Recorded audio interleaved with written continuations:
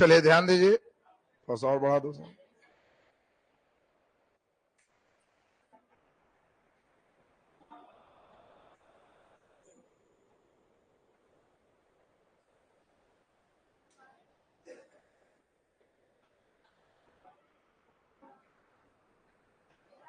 चलिए पिछले क्लास में जो चले थे कंटिन्यू करें। पृथ्वी के प्रमुख परिमंडल, और आपको देखिए ध्यान से, आज का क्लास बहुत ही महत्वपूर्ण है, समझना है। पृथ्वी के चारों ओर जो आवरण घिरा हुआ है उसी को परिमंडल कहते, और इसमें 4 परिमंडल में बांटे हैं: भूमंडल, जलमंडल, वायुमंडल और जैवमंडल। तो पिछले क्लास में भूमंडल हम लोग पूरा समझ चुके थे। आज के क्लास में जल और वायु, इन दोनों पर हम पूरा फोकस करेंगे। सबसे पहले हम लोग देखे थे पृथ्वी के ठोस भाग को भूमंडल कहते। 7 महादेश थे, और इन सब महादेश की कहानी पिछले क्लास में किसके बीच से, कर्क है, मकर है, क्या है, हम लोग पूरे सुन चुके थे। याद है सबको? अब आज के क्लास पर ध्यान दिया जाए। हम लोग आज के क्लास में सबसे महत्वपूर्ण चलेंगे पृथ्वी के जलमंडल। जलमंडल के बाद तब हम लोग वायुमंडल चलेंगे। वायुमंडल आपको थोड़ी गहराई में यहां पढ़ना है, तो थोड़ा गहराई में चलेंगे। जलमंडल का केवल एक बेसिक फेज यहां पे निकलेगा। ध्यान से अब सुनिए। जलमंडल कहता है कि पूरे पृथ्वी पर जो जल है उसको नीले रंग से दिखाया गया। आप इस पूरे पृथ्वी पर नीला कलर से जितना भाग देख रहे हो सब जल। तो क्या पृथ्वी पर जल की कमी है? जल्दी बोलिए। नहीं, पूरे पृथ्वी पर इतना ज्यादा जल है कि उसको कहते हैं 3/4। यानी पृथ्वी को अगर हम 4 हिस्सा करें तो उसमें 3 हिस्सा पानी ही पानी है, यही एक हिस्सा केवल स्थल। 3/4 एक्यूरेट 75% होता है, लेकिन एक्यूरेट बात करें तो 71%।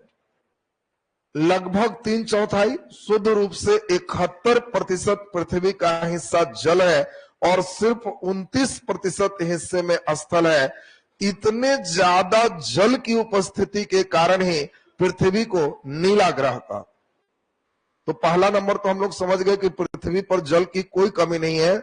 71% हिस्से में जल है, 3/4 हिस्से में जल। लेकिन तकलीफ तब बढ़ जाती है जब इस 71 का 97.5% जल खारा है, जो समुद्र का पानी। बहुत पैसा है, इतना पैसा है कि उसको अमीर कह रहे हैं, लेकिन उस पैसा में अब कहें कि 1 करोड़ है, बहुत अमीर आदमी, लेकिन उसमें 97.5 लाख पुरनका 500 वाला है, नहीं चलता, और न वो कहीं बैंक में जमा हो। तो वही बात है, 71% जल है और 97.5% जल समुद्र में है, खारा है। खारा मीन्स नमकीन है, और नमकीन का मतलब अगर समुद्र का पानी कोई व्यक्ति पिएगा तो भोजन भी बाहर आ जाएगा।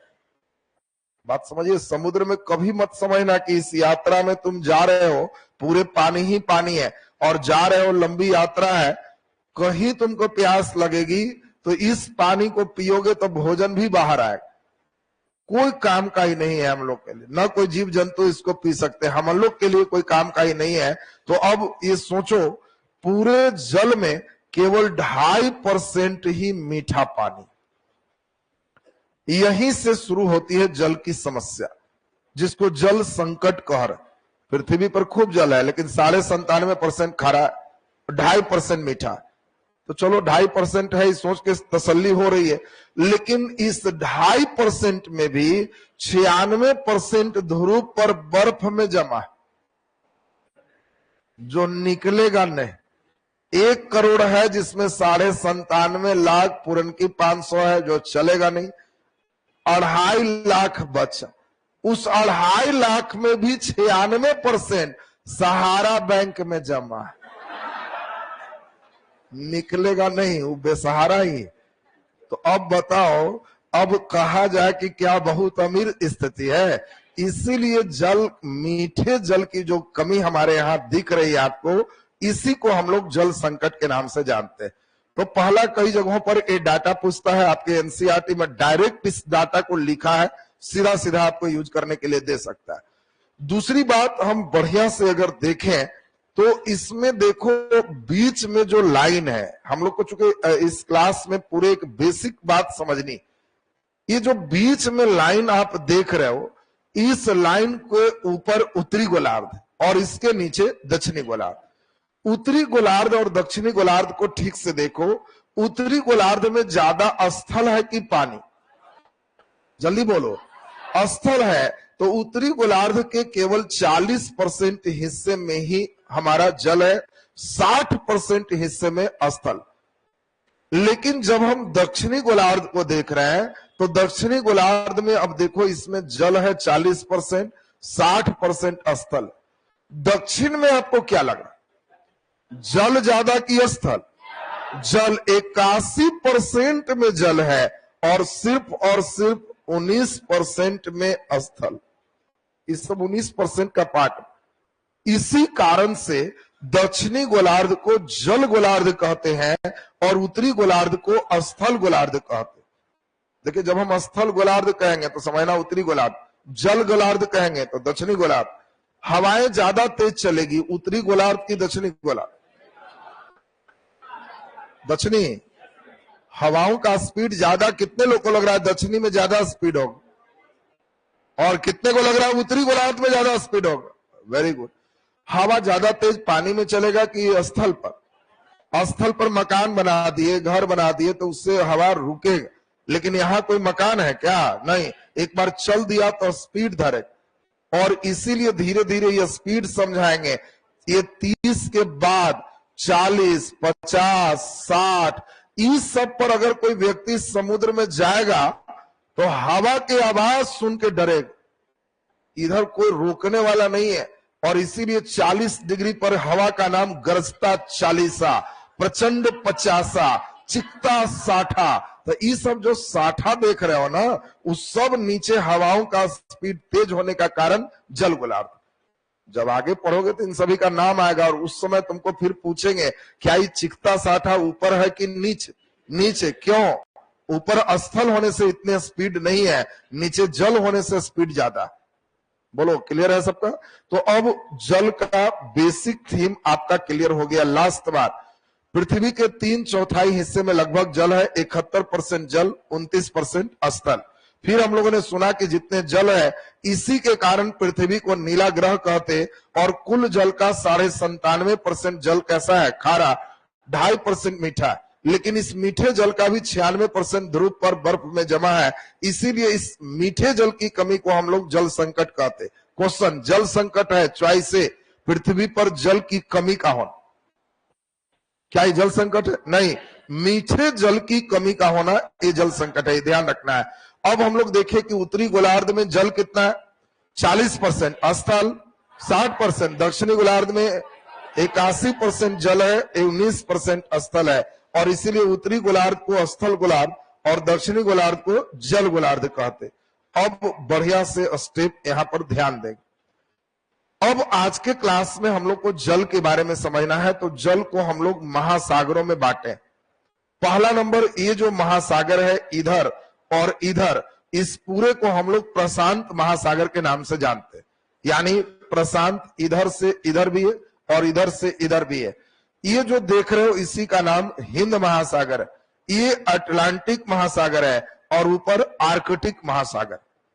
महासागरों में केवल बेसिक ये समझना है कि जब महासागर में हम जाएंगे तो इस तरह से इसका कोई भी तल अगर हम बात करें तो महासागर का तल ऐसे, फिर ऐसे, फिर ऐसे, ऐसे कई ऊंचा नीचा अंदर में तल है। यही जो गहरे पार्ट है, इस गहरे पार्ट को हम लोग गर्त कहते हैं। गर्त को ही अंग्रेजी में ट्रेंच कहते हैं। तो कई बार ट्रेंच करके भी क्वेश्चन दे सकता है। जब ट्रेंच देगा, गर्त देगा, तो समझना कि गहरे गड्ढे की बात चल रही। और इसमें हम लोगों को अब ये ध्यान देना है, पृथ्वी का सबसे बड़ा महासागर प्रशांत महासागर। प्रशांत महासागर का खोज यहीं से एक व्यक्ति जब इधर गए, वो पहला व्यक्ति है जिसने कोशिश किया कि पूरे पृथ्वी को एक चक्कर घूम लिया, और उस व्यक्ति का नाम था मैगलेन। बेचारा असफल रहा, ही पूरे लगभग घूमा, लेकिन बाद में उधर के आदमी पकड़ के उसको मार दिया। पूरा घूमने जाओगे, कौन कहां क्या भेंट होगा देखेगा, कौन प्राणी है, खत्म कर दिया उसको। तो ये पृथ्वी के घूमने के चक्कर में घूम लिया ऊपर। और इस व्यक्ति का नाम क्या है? मैगलेन। और मैगलेन पहला व्यक्ति है जो यहां से जहाज को जब इधर ले गया तो देखा कि बड़ा उल्टा नेचर है। यहां अभी आपको बताया थे गरजता चालीसा प्रचंड 50, यहां के समुद्र में ज्यादा लहर है। इधर उसने पाया कि एकदम शांत, और इसीलिए उसने नाम दिया पैसिफिक, प्रशांत, बिल्कुल शांत। और इसी महासागर का खोज करने वाला व्यक्ति मैगलेन। अब ये ध्यान दे, ये इधर का पार्ट और इधर का पार्ट, चूंकि पृथ्वी पूरी गोल है और इसीलिए इन दोनों को प्रशांत महासागर कहते। सबसे बड़ा महासागर है, 1/3 यही है। नेक्स्ट हम लोग को बहुत इंपॉर्टेंट है, ये सबसे गहरा महासागर भी। और सबसे गहरा पॉइंट की बात चले तो आपको ध्यान रखना है कि यहीं पे पूरे पृथ्वी का सबसे गहरा पॉइंट है, इससे ज्यादा गहरा कोई पॉइंट्स नहीं। यहां पर एक द्वीप भी है जिसका नाम है चैलेंजर द्वीप, और चैलेंजर द्वीप के बगल में पृथ्वी का सबसे गहरा गर्त है जिसको मेरियाना ट्रेंच, मेरियाना गर्त के नाम से जानते हैं। मेरियाना गर्त का मतलब आपको ध्यान रखना है कि लगभग 11 किलोमीटर इसकी गहराई, 11,022 एक्यूरेट वैल्यू है, लेकिन एक्यूरेट का उतना रटेगा तो नहीं याद होगा, इसलिए 11 किलोमीटर सोचो, 11 किलोमीटर की दूरी सोची, और उतना अंदर की ओर मेरियाना गर्त, तो 11 किलोमीटर गहरा गर्त है। और ये पृथ्वी का सबसे निम्नतम पॉइंट है, उससे नीचे धरती पर कोई पॉइंट्स नहीं। तो कभी भी देगा पृथ्वी का सबसे निम्न बिंदु तो मेरियाना ट्रेंच कहां है? प्रशांत महासागर। अब इसमें हम लोगों को यह ध्यान देना है, इसी में इसमें दूसरा सबसे गहरा गर्त जो है उसको टोंग गर्त कहते हैं। यह भी प्रशांत महासागर में ही है। ये जैसे 11 किलोमीटर है, लगभग 10 किलोमीटर भी टोंग। अब सोच लो कि पृथ्वी पर दो सबसे गहरा गर्त की बात करें, दोनों ही प्रशांत महासागर। यहां पर एक बहुत अच्छा क्वेश्चन आता है, आपको याद है कि 0 डिग्री है, और 0 डिग्री से जो नीचे होता है ये उत्तरी गोलार्ध है कि दक्षिणी? जान के क्वेश्चन देगा, दक्षिणी गोलार्ध का सबसे गहरा गर्त कौन है? ये तो इतना ध्यान दे रहा हो तब ना, चॉइस में मेरियाना देने पर टोंग कौन पड़ता है? जैसे उभी जा गर्त क्या है अभी जस्ट बताए, गड्ढा। तो अभी आपसे क्वेश्चन पूछेगा, जान के प्रशांत भी लगा दे, प्रशांत महासागर का, और थोड़ा महीन में लिखेगा दक्षिणी गोलार्ध में, और फिर बड़ा में सबसे गहरा गर्त है। लड़का दक्षिणी गोलार्ध घरे आके समझता, और उधाय से देखता है प्रशांत का गहरा गर्त, चॉइस में सुंडा बी मेरियाना कहेगा, एकदम कंफर्म मेरियाना। और यहां आंसर था टोंग। क्वेश्चन पर ध्यान देना है, तुम बताओ, ध्यान से सुनेगा, कम ध्यान दे रहा था। उत्तरी गोलार्ध का सबसे गहरा गर्त कौन है? उत्तरी गोलार्ध का सबसे गहरा गर्त कौन है? टोंग की मेरियाना? मेरियाना। उत्तरी गोलार्ध बोल रहे हैं, हाँ तब ध्यान दे रहे थे। बोलो उत्तरी गोलार्ध कहेगा तो नहीं कि टोंग भाग जाना, आंसर कौन है? मेरियाना। कुछ नहीं बोलेगा, सीधे पृथ्वी का गहरा गर्त कौन है? मेरियाना। दक्षिणी गोलार्ध कह दिया तो टोंग। ये मेरियाना और टोंग ये दोनों कहां है? प्रशांत महासागर में।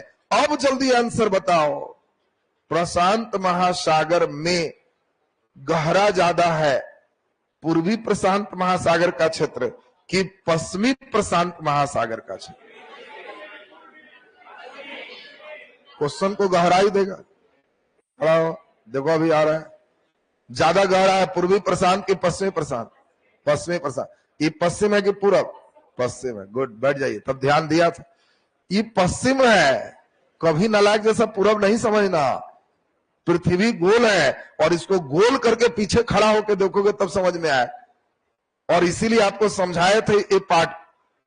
यहां पर फिर एक बार का क्वेश्चन देखे, मानचित्र इसीलिए जरूरी है। एक बार का क्वेश्चन देखे कि इसमें दे दिया प्रशांत महासागर में जापान सागर से विषुवत रेखा की ओर जाने पर इसकी गहराई।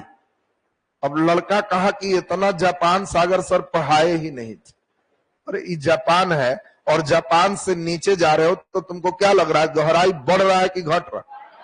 बढ़ रहा है। तब बढ़ते बढ़ते 11 किलोमीटर भेंट हुआ। तुम नीचे से ऊपर की ओर जाओगे, गहराई घटते जाएगा। सबसे ज्यादा गहरा ये बेल्ट है पूरे पृथ्वी। दूसरा, एनसीईआरटी साफ लिखा है कि प्रशांत महासागर का आकार गोलाकार लगभग। अगर चॉइस में गोलाकार देगा वही सही, क्योंकि इस क्लास में डायरेक्ट आपको लिखा हुआ है कि इसके आकार लगभग गोलाकार है। ऐसे ये अगर ट्रायंगुलर शेप भी करेंगे तो आएगा, लेकिन दोनों भी देगा तो गोलाकार ही मार। अब इसमें प्रशांत के बाद दूसरे महासागर से भेंट करते हैं। इसका नाम क्या है? अटलांटिक। हाँ, प्रशांत महासागर से कौन कौन महादेश टच करता है? तो ये आपको क्वेश्चन आएगा। तो बताओ पहले, उत्तरी अमेरिका दक्षिणी अमेरिका टच है कि नहीं? टच है। उत्तरी अमेरिका और दक्षिणी अमेरिका टच कर रहा है। फिर आप ये बताओ, ये एशिया टच है कि नहीं? एशिया टच है। ऑस्ट्रेलिया टच है कि नहीं? Australia touch. अब क्वेश्चन आएगा, प्रशांत महासागर को कौन महादेश टच नहीं करता है?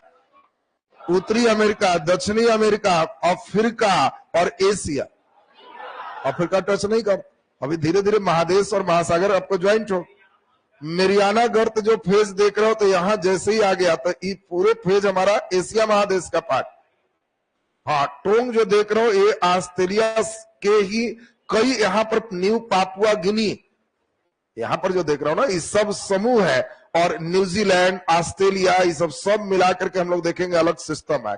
ऐसे अभी जो देख रहे हो एशिया का ही पार्ट में रखो। तो अब हाँ, दोनों, ये न्यू पापुआ गिनी से थोड़ा सा ऊपर टोंग। तो अब इसमें हम लोगों को फेज अब देखना है। दूसरा नंबर, पहले प्रशांत तेजी में लास्ट बार। प्रशांत महासागर विश्व का सबसे बड़ा महासागर है। 1/3 हिस्सा ये कवर करता है। इसका खोज मैगलेन ने किया। इसकी सबसे गहरी गर्त मेरियाना गर्त है, जो पृथ्वी का सबसे गहरा बिंदु है, लगभग 11 किलोमीटर। ये उत्तरी गोलार्ध में है कि दक्षिणी? उत्तरी गोलार्ध में। दक्षिणी गोलार्ध में सबसे गहरा गर्त टोंग है, ये भी मेरियाना का। और टोंग गर्त पूरे दक्षिणी गोलार्ध का सबसे गहरा गर्त। अब नेक्स्ट हम लोग सुने एटलांटिक महासागर की बात, बहुत इंपॉर्टेंट। ये देखो यहां से ऐसे, और इसीलिए एटलांटिक महासागर का आकार अंग्रेजी के बड़े अक्षर एस के आकार का। यह क्वेश्चन भी कई बार पूछा है, एटलांटिक का आकार कैसा है? अंग्रेजी के बड़े अक्षर एस के आकार का। दूसरा, ये बताओ, कर्क रेखा से मकर रेखा जब जाएंगे तो एटलांटिक की चौड़ाई बढ़ती जाएगी कि घटती जाएगी? जल्दी बोलो। ये देखो, एस पे जितना चौड़ाई यहां है, क्या उतना ही चौड़ाई यहां है कि कम गया? इसीलिए ऊपर से नीचे आने पर इसकी चौड़ाई कमता है और फिर बढ़ता है। तो जान के तुमको ऊपर से नीचे का स्ट्रक्चर भी समझना। अगला नंबर बहुत इंपॉर्टेंट है। अफ्रीका महादेश को ही अंध महादेश कहते थे, और इसी कारण से अटलांटिक महासागर को भी अंध महासागर कहते हैं। आपसे पूछा जाए कि अंध महासागर किसको कहते हैं? अटलांटिक। तो अटलांटिक को ही अंध महासागर कहते। नेक्स्ट स्टेप बहुत ही बढ़िया से समझना, इसका सबसे गहरा गर्त कहां है? गेस करो। 1 number, 2 number, 3 number, 4 number, 5 number. सबसे गहरा कहां पे हो? 4। गेस करो। यहां, यहां, यहां, यहां, यहां। सबसे गहरा कहां? बोलिए, कितने बच्चे को लग रहा है 4 नंबर के पास सबसे गहरा होगा? अच्छा, 5 नंबर, अच्छा 1 नंबर, 2, अच्छा 3। वाह, बहुत सुंदर। अटलांटिक महासागर का सबसे गहरा गर्त का नाम है प्यूर्टोरिको गर्त, और प्यूर्टोरिको एक कंट्री है जो यहीं पर स्थित है, और इसीलिए ये प्यूर्टोरिको देश के पास वो गर्त है जिसका नाम है प्यूर्टोरिको गर्त। और प्यूर्टोरिको गर्त अटलांटिक महासागर का सबसे गहरा गर्त है, और ये यहां पे स्थित है। तो बताओ, प्यूर्टोरिको गर्त उत्तरी गोलार्ध में है कि दक्षिणी? जल्दी बोलिए। उत्तरी गोलार्ध में। तो ये प्यूर्टोरिको गर्त भी तुम्हारे दिमाग में आना चाहिए। अगला नंबर बहुत इंपॉर्टेंट है, हिंद महासागर। देखो ध्यान से, हिंद महासागर के बारे में कहा कि ये देखने में जस्ट लाइक एक त्रिभुज, और इसीलिए हिंद महासागर का आकार त्रिभुज के आकार। ये हिंद महासागर आधा फेज में है, इसीलिए इसको अर्ध महासागर भी कहते। इसका नाम क्या है? अर्ध महासागर। अर्ध माने आधा। हिंद महासागर का सबसे गहरा गर्त कौन है? सुंडा गर्त। आपसे कभी भी कहेंगे इसका सबसे गहरा गर्त कौन है? सुंडा गर्त। और हिंद महासागर एकमात्र महासागर है जहां जलधारा की दिशा बदलती है। मानसून आएगा तो इधर, मानसून लौट रहा है तो इधर।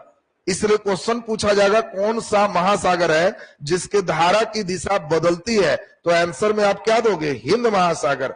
इसमें हम लोगों को फिर से बोला जाए,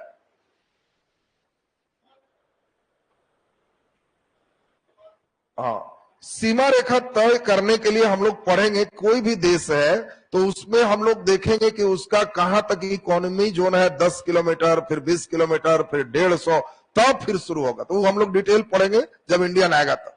कहां तक आर्थिक दोहन कर सकते हो, कहां तक अंतरराष्ट्रीय सीमा है, उस तमाम सीमाओं को हम लोग यहाँ पढ़ेंगे। ये बहुत अच्छा प्रश्न पूछा हुआ भी है। तो अब हम लोग पहले ये ध्यान दीजिए, कैसे तुम्हारा घर है, अब तुम्हारा घर है और मान लो यहाँ गैरमजरुआ जमीन है, इधर भी घर है, रोड बीच में है, गैरमजरुआ जमीन, या रोड नहीं भी, तो एक सीमा होता है ना। वैसा थोड़े गैरमजरुआ जमीन है तो तुम पूरे में घेर लेगा कि बाउंड्री मार। लिमिट है कि भाई गैरमजरुआ है तो 2-3 फीट के छज्जा निकाल दे। लिमिट है कि यहाँ एक आधो पेड़ रोप देंगे। अब बगल वाला कहेगा कि मेरा भी, तो सब का उसी तरह से सब तो गैरमजरुए होंगे, तो कितना दूर। तो इसका लिमिट होगा कि आप अपने क्षेत्र से कहां चलेंगे। तो वो हम लोग पूरे इकोनॉमिकल जोन में हम लोग इंडियन में देखेंगे। अभी हम लोग महासागर चूंकि केवल कंप्लीट बड़े पार्ट को देख रहे हैं, तो हिंद महासागर में लास्ट बार हिंद महासागर को अर्ध महासागर कहते। हिंद महासागर की धारा की दिशा 2 बार बदलती है। हिंद महासागर का सबसे गहरा गर्त कौन है? जल्दी बोलिए। सुंडा गर्त इसका सबसे गहरा गर्त है। लास्ट वन, अब हम लोग इस पर ध्यान दीजिए। आर्कटिक महासागर, ये पृथ्वी के नॉर्थ पोल पर, क्वेश्चन ये भी पूछ चुका है, पृथ्वी के उत्तरी ध्रुव के पास कौन महासागर? आर्कटिक। और जब ये ध्रुव पर है तो अक्सर ये बर्फ से ही ढका रहता। अब यहां पर एक और इंपॉर्टेंट है, इसका सबसे गहरा बिंदु कौन है? तो इसका नाम है यूरेशियन पॉइंट।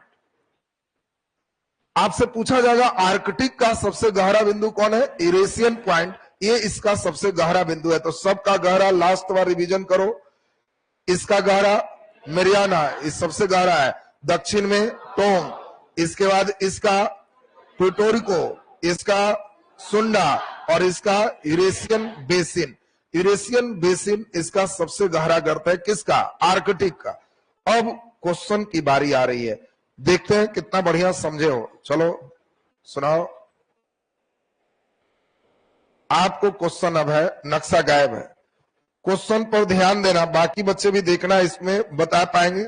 1 में है उत्तर अमेरिका, 2 में है यूरोप, 3 में है एशिया, और 4 में आपको दे रहे हैं इसमें ऑस्ट्रेलिया। आपको सीरियल बताना है कौन कौन। क्वेश्चन बताओ, आर्कटिक महासागर किसको किसको टच करता है? 1 2 1 2 3 1 2 3 4 ऐसे आंसर देना। आर्कटिक दिमाग में आ रहा है सबको ना? आर्कटिक किसे किसे टच करता है? हम उन्हें जानते, तुम 1 2 1 2 3 1 2 3 4 ऐसे बोलो। 2 3 बैठ जाइए। 2 3 है, बोलो बाकी बच्चे। आर्कटिक किसको टच करता है? 1 2 3। कितने बच्चे 1 2? अच्छा, कितने बच्चे 1 2 पर है? अच्छा, बहुत सुंदर। और कितने बच्चे 1 2 3 4 है? इतना नालायक तो कोई नहीं है। चलो, तो ऑस्ट्रेलिया तो होगा नहीं, तो इसे ही छट गया। अब सवाल ही तीनों का है। बोलो उत्तर अमेरिका में आर्कटिक है कि नहीं? जल्दी बोलो। तो है। इतना छोटा क्या सोचता है नालायक? तुमको यहां पर हाथ रखे तो बैठ के यही कर रहा है। पूरे आर्कटिक वृत्त है, ये उत्तर अमेरिका में नहीं टच कर रहा है, तो है। इसमें यूरोप में है कि नहीं? है। एशिया के पार्ट में है कि नहीं? तो है। बिल्कुल सही आंसर 1 2 3। चलो नेक्स्ट, अगला क्वेश्चन पूछ रहा है, खड़ा हो। सुनना है, बढ़िया से सोच के बताएगा। तुम्हारे लिए क्वेश्चन है, एटलांटिक महासागर किसको किसको टच करता है? एटलांटिक महासागर, चॉइस ठीक से देखो। एटलांटिक महासागर टच करता है 1 2 1 2 3 1 2 3 4। एटलांटिक,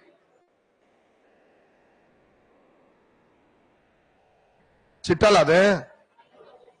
हाँ, 1 2 और 1 2 और 3। अच्छा, बैठ जाओ। अच्छा, नहीं तुम अब चिट्टा देख के बताओ, एटलांटिक कहाँ है? उत्तर अमेरिका। अच्छा, उत्तर अमेरिका वो हो गया। फिर बोलते जाओ, सबका नाम बताओ। एटलांटिक किसको किसको टच कर रहा है? उत्तर अमेरिका और दक्षिण अमेरिका। यूरोप टच कर रहा है? हाँ कर रहा है। और दक्षिण अफ्रीका है, पूरा अफ्रीका है। अच्छा, एशिया नहीं टच कर रहा, तो इसमें उत्तर अमेरिका है, यूरोप है, एशिया नहीं है, ऑस्ट्रेलिया नहीं है। बढ़ जाइए, चलो पीछे। हिंद महासागर टच करता है, बोलो। मन के नक्शा में सब खोलो, तुम लोग मन के नक्शा में सब एकदम फिट चलना चाहिए। इस ऑप्शन के अनुसार से खाली ऑस्ट्रेलिया होगा हिंद महासागर। हम ये है कि तुम बोलो 1 2 1 2 3 4 2 3 4 ऐसे, सिर्फ 4। बढ़ जाओ, बोलो आंसर कौन होगा? इससे क्या छांट दिया नालायक कि तुमको इतना बड़ा हिंद महासागर, तुमको एशिया महादेश नजर नहीं आ रहा है? बोलो जी, क्लियर है ना सबका? अब इसमें लास्ट बार पूछ रहा है, अब इतना बता रहा है तो एकदम फेज क्लियर। अब सुनेंगे बढ़िया से, बोला जाए। ऑस्ट्रेलिया तो किए ना, 3 4 में ऑस्ट्रेलिया नहीं आया। उस साइड से पूर्वी ऑस्ट्रेलिया, पश्चिमी ऑस्ट्रेलिया, 2 हिस्सा। पूर्वी साइड से प्रशांत हो गया, पश्चिम साइड से हिंद हो गया, तो दोनों साइड तो देखे ही हम लोग। अब ध्यान दीजिए, बोला जाए। पानी सब पूरा है, फिर पता कैसे चलता है?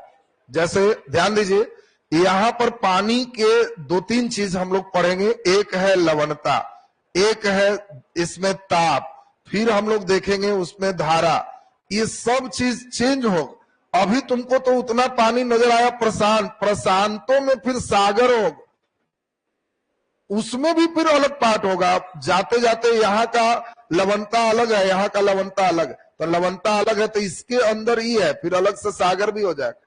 ये कतई नहीं समझना कि इतना देख रहे हो तो सब एक ही है। इसी में अब बीच में कहेंगे कि यहाँ पर लो जी, इस सार गए सो सागर है, कहेगा ये कैसे हो गया सर? क्योंकि इसके लवणता अलग है, इसके लवणता अलग है, इसके पानी के गुण अलग है, इसके गुण अलग है, ये कैसे हो गया सर? तो यहाँ पे स्थल के कारण किस तरह की स्थिति बन रही, कैसा टेम्परेचर है, इसके कारण जल के नेचर अलग करने से नाम बदल गए। बाकी सब तो जुड़े हुए। अब यहाँ के जो हमने अभी जस्ट बताया, जो पानी का नेचर यहाँ है, क्या वही नेचर यहाँ है कि चेंज हो गए? चेंज हो गए। अभी वही तो मैगलन की कहानी सुनाए, नेचर चेंज, नाम चेंज। हाँ हाँ, अरे जब शुद्धिकरण तो हो ही गया, लवणे हट गया था, खींचो, फिर क्या दिक्कत? लवण जब तक है, ये बात समझ लो, तुमको लवण का मतलब नमक, सोडियम का, मैग्नीशियम का, क्लोराइड है, तो ये तुम्हारे लिए अंदर का भोजन भी बाहर लाएगा। ये साधारण चीज नहीं समझना। एक बार हमने इसका यूज किया, हम जहां रहते थे तुम लोग के फेज में, अचानक उसमें मकान मालिक दौड़ के आया कि हमारी पुतो जहर खा ली, जल्दी से बचाई। और पुतो जहर खा ली, तो उसमें देखे कि कुछ जो है फिनाइल उलाइन सब पी के रखी, और सब टांग उंग के सब ले जाना रहा था। हम कहे कि थोड़ा रुक जाइए, नमक लाइए, और बाल्टी में 1 बाल्टी पानी, नमक हम कहे और लाइए, पूरा घोल दिए नमक केवल, और बस 3 गिलास जैसे ही पियाया गया, चौथा गिलास इन तो बस बाहर, फिर उसके बाद इन, फिर कुछ देर में बाहर। 1 बाल्टी पानी पिला के 1 बाल्टी बाहर, और डॉक्टर के हाथ तब उग गया। डॉक्टर कहे कि वाह, बड़ा समय से लाए हैं, एकदम कुछ नहीं होगा, खतरे से बाहर रह। अब जब हमको देखे तो गुना यही बचा दिया, नहीं तो कितना बढ़िया जा रहे थे।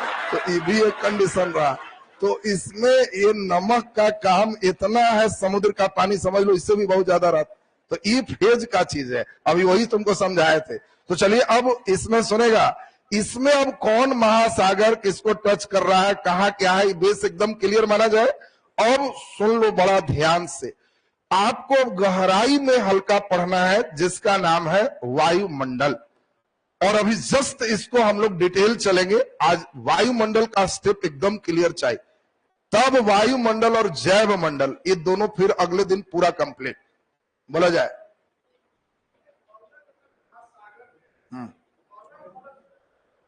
बोलने दो। हाँ,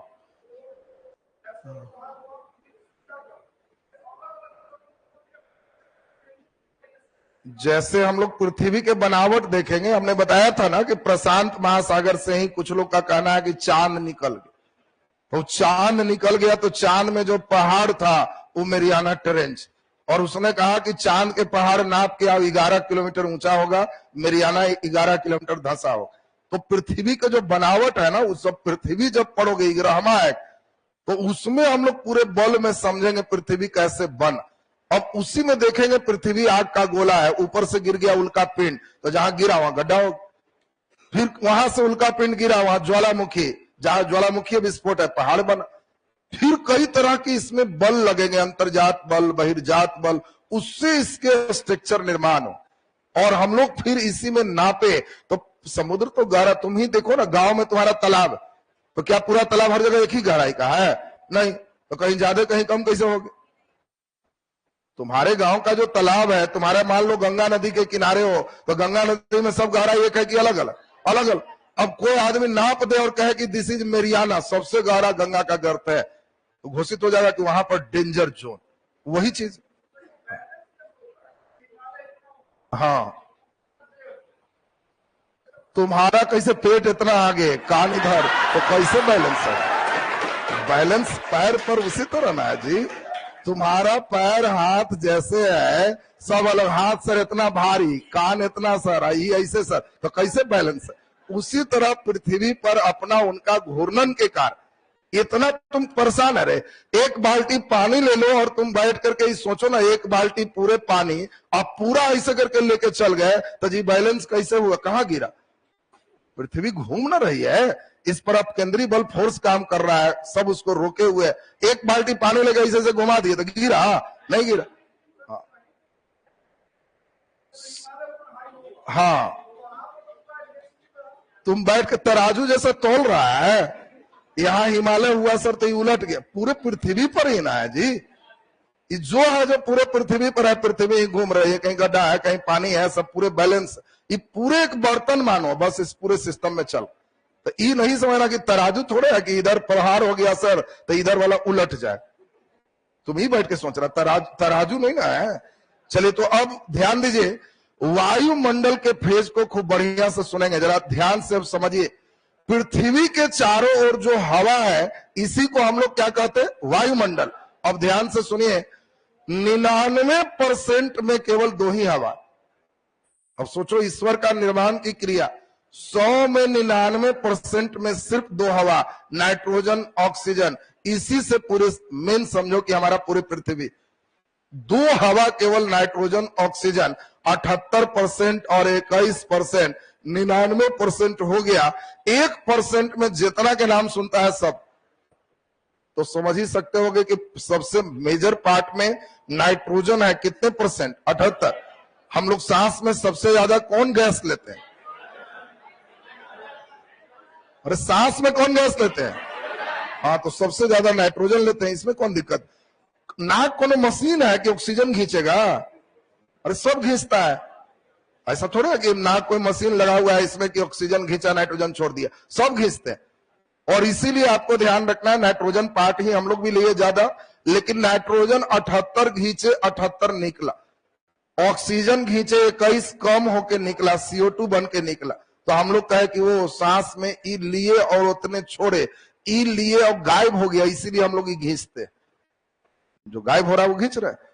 अब इस पार्ट पे हम लोग देखें, बहुत इंपॉर्टेंट है, तीसरा नंबर, आजकल का फेज यही। तीसरा सबसे अधिक गैस वायुमंडल में कौन है? सब जानता है सेटर कि नाइट्रोजन, ऑक्सीजन ये सब रटले होगा, इसलिए दू छोड़िए के पूछे। तो तीसरा सबसे ज्यादा जो गैस है वो है आर्गन, और बहुत इंपॉर्टेंट है, यह एक निष्क्रिय गैस है। और इसीलिए क्वेश्चन है, बताओ पृथ्वी के वायुमंडल में सबसे ज्यादा निष्क्रिय गैस कौन है? आर्गन। कितना है? 0.93%। मेन कवर कर लिया, बाकी CO2 की बात करोगे 0.03%। अब ध्यान से सुनेंगे, इन चारों का परसेंटेज लेवल एकदम ठीक चाहिए। अब इसमें आर्गन निष्क्रिय गैस में एक अच्छा प्रश्न है, तीसरे स्टेप का है। सबसे इंपॉर्टेंट काम CO2 का है। पेड़ पौधे CO2 लेते हैं, ऑक्सीजन छोड़ते हैं। जीव जंतु जो है वो ऑक्सीजन लेते हैं, CO2 छोड़ते हैं। दोनों में परस्पर एक संबंध ईश्वर ने बनाया। ईश्वर से बड़ा इंजीनियर कोई नहीं है, तुमको हम पहले भी बताया कि सबसे बड़े इंजीनियर है। केला खिला के आदमी को चलाते हैं और छिलका खिला के बकरी। सोच रहा कितना हाई इंजीनियरिंग है। खा के तुम फेंक भी दिया तो बकरी उधर से आएगी, गुड, मेरा मटेरियल है, घिंच, और उससे उछल रहा। और इनका इंजीनियरिंग यही रहा कि जितने आदमी है, जीव जंतु है, डेली ऑक्सीजन खींचेगा, CO2 छोड़ेगा। दिन भर में 24,000 बार सांस लेते हो। अब इतना बार तुम सांस खींच रहे हो तो सोच लो कि इसमें ऑक्सीजन तो एक दिन गायब हो जाए। अब फिर ईश्वर को अवतार लेना पड़ेगा ऑक्सीजन सिलेंडर लेके, विस्फोट करेंगे फिर ऑक्सीजन है। तो उन्होंने रिवर्स सिस्टम दिया पेड़ पौध, और कहा कि तुम CO2 लो, ऑक्सीजन छोड़ो। आदमी को कहा कि तुम ऑक्सीजन लो, CO2 छोड़ो। और दोनों एक दूसरे को कहा कि गुड, पेड़ के पास गए सुबह, कहा कि यार कितना अच्छा इन्वायरमेंट है, उम्र बढ़ जाए। और पेड़ पौधा भी कहा कि गुड, तुम लोग आते हो तो मेरा उम्र बढ़ गई, क्योंकि CO2 छोड़ा और हम ऑक्सीजन देंगे। ये नेचुरल सिस्टम हम लोग के यहाँ चल रहा है। लेकिन अब एक चीज ध्यान दें, CO2 में एक बहुत बड़ी खराबी क्या है? पृथ्वी द्वारा त्यागे गए उष्मा कोई रोकता है, और इस इफेक्ट को हरित गृह प्रभाव कहते, ग्रीन हाउस इफेक्ट कहते। और ये ग्रीन हाउस इफेक्ट का मतलब है, सूर्य से जो भी उष्मा आते हैं वो लघु तरंग के रूप में होते हैं, उसको आने देता है। लेकिन टक्कर के बाद जब वो दीर्घ तरंग में वापस लौटना चाहता है तो रोक देता है। और इसी के रोकने के कारण पृथ्वी पर वातावरण गर्म हो रहा है। धीरे धीरे अगर CO2 हम बढ़ाते जाएं तो ज्यादा उष्मा को रोकेगा, और सबसे गर्म ग्रह शुक्र है, उसी तरह का धीरे धीरे तब्दील हो जाएगा। और आजकल के डेट में ठंड घट रहा है, गर्मी बढ़ रही है। इसी को कहते हैं भूमंडलीय तापन। इसी का स्पेशली नाम है ग्लोबल वार्मिंग। पूरा ग्लोब ही गर्म हो रहा है, और इसके लिए रिस्पॉन्सिबल गैस बोलो कौन है? CO2। अब CO2 का बढ़ना हमारे लिए बहुत ही नुकसानदेह इस संदर्भ में है कि पृथ्वी के औसत तापमान में वृद्धि हो जाएगी। अगर पृथ्वी का टेम्परेचर बढ़ेगा तो ध्रुव पर 96% बर्फ वो पिघलेगा। अगर ध्रुव का बर्फ पिघलेगा तो समुद्र का लेयर क्या होगा? ऊंचा हो जाएगा। अगर समुद्र का लेयर ऊंचा हो गया, बोलो स्थल बढ़ेगा कि घट जाएगा? घट जाएगा, रहने की भारी समस्या है। अब ये चीज हम लोगों को पहला नंबर सबसे महत्वपूर्ण चीज ध्यान देना था। अब यहां से स्टेप को आगे की ओर बढ़ाएं। मेन हम लोगों को पढ़ना है पृथ्वी में वायुमंडल कितनी ऊंचाई तक है, किस किस घनत्व का है और कैसे सिस्टम है। हर बच्चे को अब यहां पर बढ़िया से सुनना है। ध्रुव पर 8 किलोमीटर, चूंकि ध्रुव पर ठंडे होते हैं तो ठंडा में हवा नीचे है। विषुवत पर सबसे ज्यादा गर्मी है 16 किलोमीटर, विषुवत रेखा पर 16 किलोमीटर और ध्रुव पर 8 किलोमीटर। इसको जब हम मिला देते हैं तो इस बीच में जो हवा है इसी को हम लोग क्षोभ मंडल कहते हैं। ये हमारा पृथ्वी है और यही पृथ्वी पर ध्रुव है और ये विषुवत रेखा है। आपसे पूछा जाए, आपको सिंपल बात है, ध्रुव पर ठंड हवा ठंड होगा तो सिकड़ा हुआ रहेगा, हवा गर्म होगा तो फैलेगा। ये कभी मत समझना कि ऊपर कोई छत ढलैया है 8 किलोमीटर। गर्मी के दिन में अलग होता है, ठंडा के दिन में अलग है, दोपहर में अलग है, शाम में अलग है। अब इसमें सुबह सुबह उठे तो हो सकता है 13 पर दोपहर हुआ तो 16 भाग। ये कोई छत नहीं है, फ्लेक्सिबल सिस्टम। लेकिन ऑन एवरेज हम लोग देखते हैं कि क्षोभ मंडल की ऊंचाई सबसे ज्यादा कहां है? विषुवत रेखा पर। सबसे कम कहां है? ध्रुव पर। क्वेश्चन देगा ध्रुव पर क्षोभ मंडल की ऊंचाई 8 किलोमीटर, विषुवत रेखा पर 16 किलोमीटर। बीपीएससी एक बार पूछ चुका है क्षोभ मंडल की औसत ऊंचाई क्या है। बीपीएससी में 2 साल पहले का क्वेश्चन है। 16 8 कितना हो गया? 24 बटा 2 कितना हुआ? 12। तो क्षोभ मंडल की औसत ऊंचाई 12 किलोमीटर। यूपीएससी इसी आंसर को दिया कि क्षोभ मंडल की औसत ऊंचाई 15 किलोमीटर। ध्यान दीजिए, यूपीएससी का परीक्षा दोगे तो 12 किलोमीटर गड़बड़ हो जाएगा, 15 किलोमीटर। बीपीएससी 12 तक ही दिया, चॉइस उसका सही। 15 कैसे हो गया? क्योंकि ऐसा नहीं है मैथ में 16 8 24 बटे 2 कब बनाएंगे? जब जितना दूर ई है उतना ही दूर ई है तब। लेकिन 16 का पार्ट इससे थोड़ा अलग है, इसीलिए एक्यूरेट आंसर परीक्षा के अनुसार अब एसएससी दे रहा क्षोभ मंडल की औसत ऊंचाई 12, बीपीएससी तक ने 12 माना है, तो सोच लो कि सबका 12 ही चल रहा है। क्षोभ मंडल इसमें भारी गैस होगा कि हल्का? जल्दी बोलो। हल्का। नलायक पृथ्वी के सबसे नजदीक हो तो नजदीक में हल्का गैस रहेगा, हल्का तो सब भाग गए। इसीलिए क्षोभ मंडल में सभी भारी गैस होते हैं। क्षोभ मंडल में गैसों का घनत्व कम होगा कि ज्यादा? सबसे ज्यादा। क्षोभ माने विक्षोभ, डिस्टर्बेंस। और इसीलिए जितने घटना है सब क्षोभ मंडल।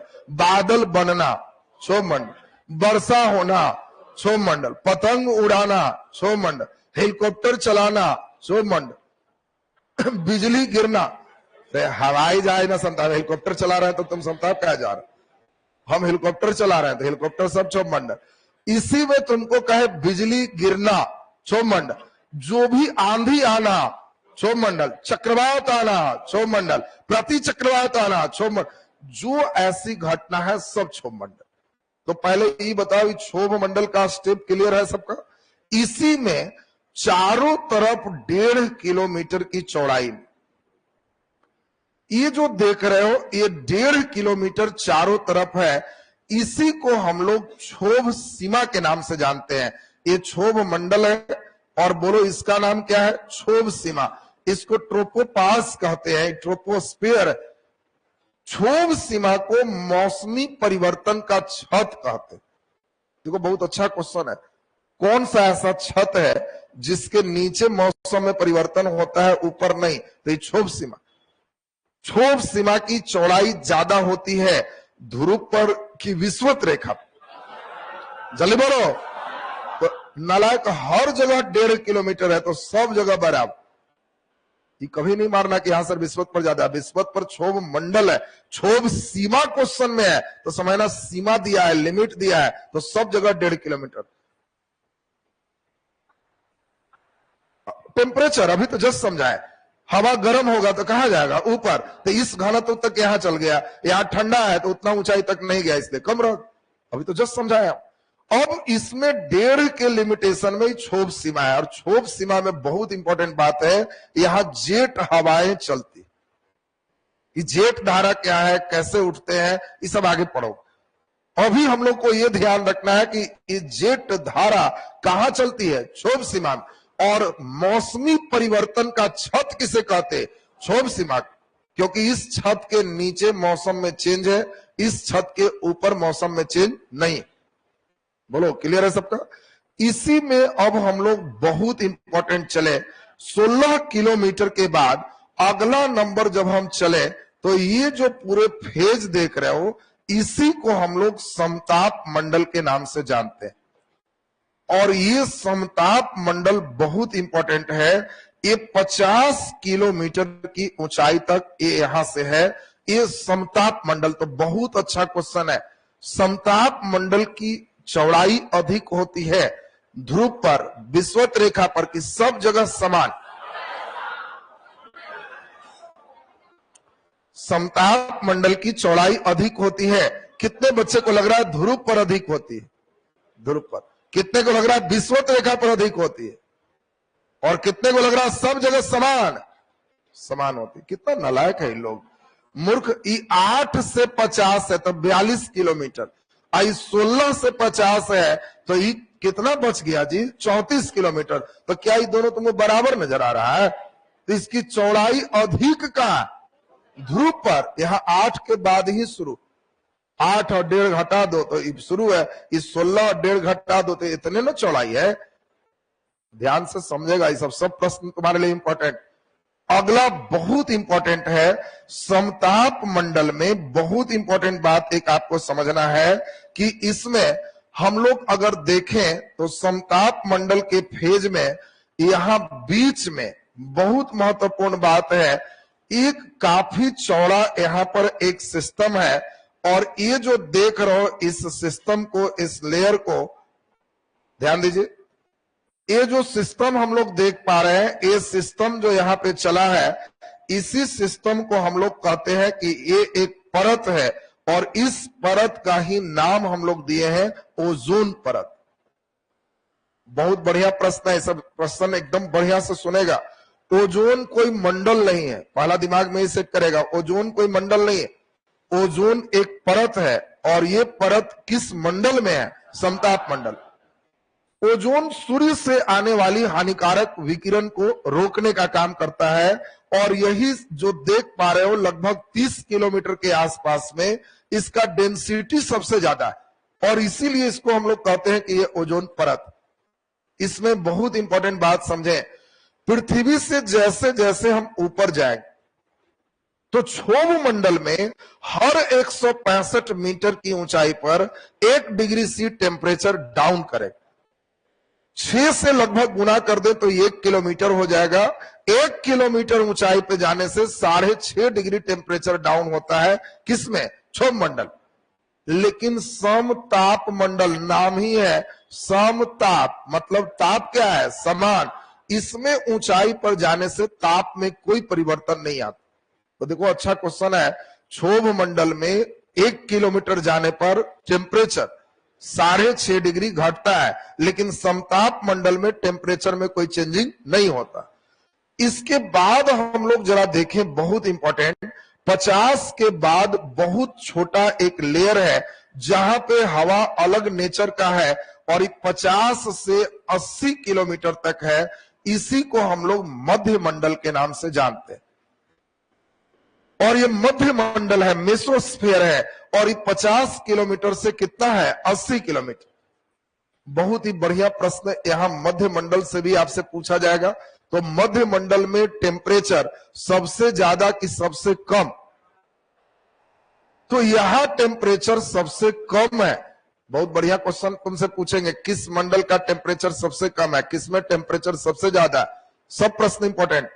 यहां पे मध्य मंडल में टेम्परेचर कम है। ऊपर से जब कभी उल्का पिंड गिरते हैं, आपको बताया थे जलते हुए गिरना उल्का पिंड, यहां आने के बाद दिखने लगता है, और इसीलिए उल्का पिंड संबंधित जो भी घटनाएं हैं वो मध्य मंडल में होते हैं। ये भी एक अच्छा प्रश्न है, उल्का पिंड संबंधित घटनाएं किस मंडल में होते हैं? मध्य मंडल में। सबसे कम टेम्परेचर कहां है? मध्य मंडल। कई बच्चे ये सोच रहा होगा कि सर ये तो ऊपर है सूर्य के पास, ये गर्म होना चाहिए। तो गर्मी यहां से रिलीज के बाद होता है, उष्मा यहां से आ गया, ये जो त्यक्त किया ये रिलीज से वहां पर धीरे धीरे उसके उष्मा यहां पे ज्यादा, धीरे धीरे कमा, यहां बराबर गया, यहां सबसे कम हो। यहां के बाद हम लोग देखें 80 किलोमीटर से लेके सबसे लंबा फेज है 640 किलोमीटर तक, इसी को हम लोग आयन मंडल के नाम से जानते हैं। इस मंडल में हवाएं आयन में बदले रहते हैं, प्लस माइनस में रहते हैं, और अपने से टकरा के चमक उत्पन्न करते हैं, जो ध्रुव से हम लोग देख सकते हैं, और इस तरह के चमक को ध्रुवीय ज्योति कहते हैं। अब देखो दो तरह की चमक है, ध्रुवीय ज्योति कहेगा तो ध्रुव से दिखाई देता है आयन मंडल के चमकने वाला भाग, उसी को हम लोग ध्रुवीय ज्योति कहते हैं। दूसरा एक बहुत इंपॉर्टेंट है, आयन मंडल में हवाएं चूंकि आयन फॉर्म में होता है, प्लस या माइनस, इसीलिए यहां से कोई भी रेडियो सिग्नल जब हम भेजते हैं, बहुत इंपॉर्टेंट ये भी है, रेडियो तरंग कोई भी भेजते हैं तो यह इसी से रिफ्लेक्ट होके वापस आता है। रेडियो तरंग के लिए कोई सैटेलाइट नहीं चाहिए। क्वेश्चन पूछेगा रेडियो तरंग के प्रसारण किस मंडल से होते, तो रेडियो तरंग का प्रवर्तन आयन मंडल में होते हैं। आयन मंडल में भी 3 लेयर है। सबसे ज्यादा आयनीकृत डी लेयर की, ई लेयर की, एफ लेयर, ई लेयर सबसे ज्यादा आयनीकृत है। इसी में यहां से रिटर्न बैक होता है। क्वेश्चन पूछे कि बताओ आयन मंडल का सबसे निचला भाग कौन लेयर है, डी, सबसे ऊपर एफ, सबसे ज्यादा आयनीकृत ई। इस 640 से ऊपर जब जाओगे तो इसी को हम लोग बाह्य मंडल के नाम से जानते हैं। बाह्य माने क्या होता है, बाहर। अब कोई भी उपग्रह बैठाना है जिससे हम चाहते हैं टीवी देखें, तो सैटेलाइट बाह्य मंडल में स्थापित करते हैं।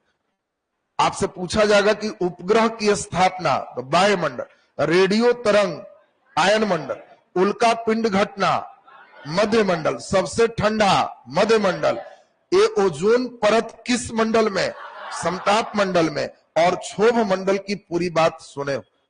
अब लास्ट एक बार बंधन बांधेंगे तो वायुमंडल का जितने फेज आपको पढ़ना है, 6ठा क्लास में इतना सब फोटो बना के दिया है किताब, और इतना के बाद तब फिर गहराई वाला वायुमंडल फिर आगे हो।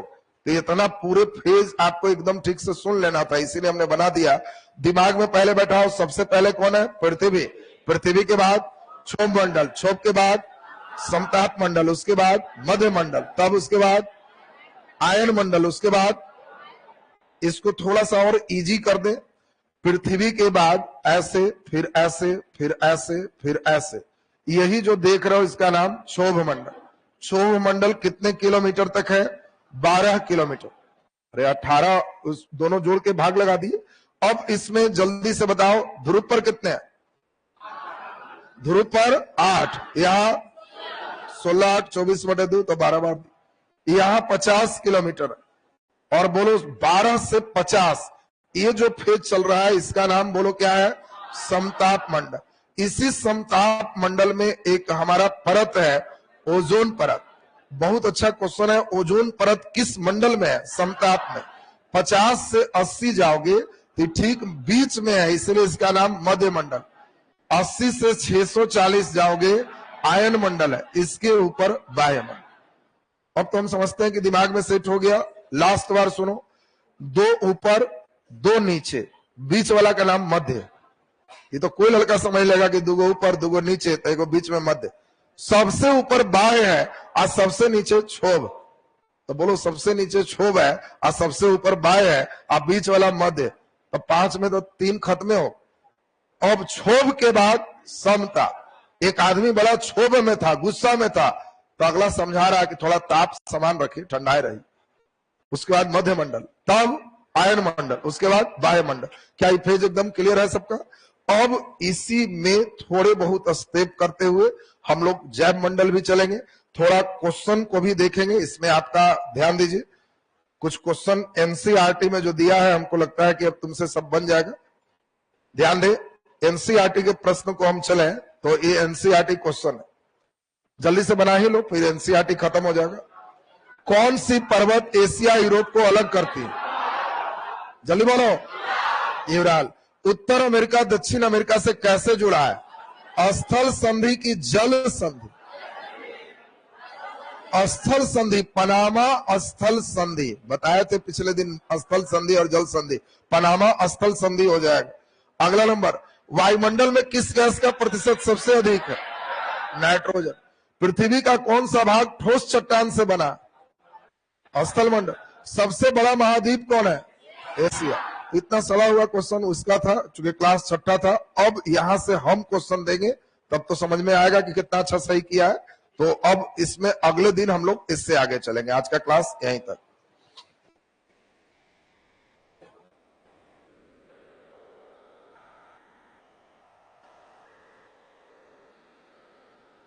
आज एनसीईआरटी हिस्ट्री भी होगा, तो उसमें केवल ऑब्जेक्टिव क्वेश्चन करवाएंगे। देखते हैं 20, 25, 30 क्वेश्चन आज ऑब्जेक्टिव करेंगे तुम्हारा।